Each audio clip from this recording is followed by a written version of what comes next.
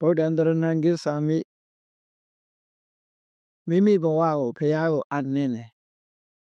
ဓမ္မံတရဏံဂစ္ဆာမိသံဃံတရဏံဂစ္ဆာမိမိမိဘဝကိုဓမ္မသံဃာကိုအနှင်းပြီးတော့ကိုယ်ပဲစိတ်ကပ်ပါတယ်လို့ကိုယ့်ရဲ့ဘဝကိုအနှံ့တာပြီးတော့တရဏဂုံအလေးအမြတ်ထားပြီးတော့ဆောက်တည်လို့ရှိရင်လေကုသိုလ်ကောင်းမှုအလွန်ကြီးမားတဲ့ကုသိုလ်ကောင်းမှုဖြစ်တဲ့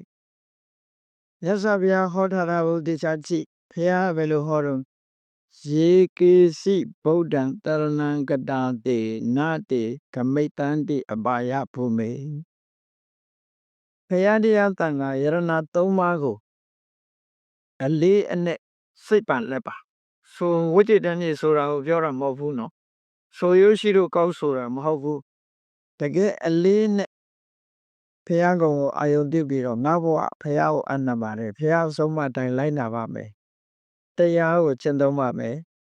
တန်ဃာတော်တွေစီကနေပြီးတော့တရားဓမ္မသိအောင်ကြိုးစားပါမယ်လူမဲ့တမ်းမယ်ဆိုရင်တန်ဃာတော်တွေနဲ့ဆက်ဆက်ပါမယ်ဆိုတဲ့ဒီမွန်မြတ်တဲ့စိတ်ဓာတ်ကလေးတွေနဲ့ဘုရားတရားတန်ခါယရဏသုံးပါးကိုကိုယ်ွယ်ရှိကခြင်းလို့ဆိုတဲ့တရဏဂုံမွန်မြတ်တဲ့တရဏဂုံ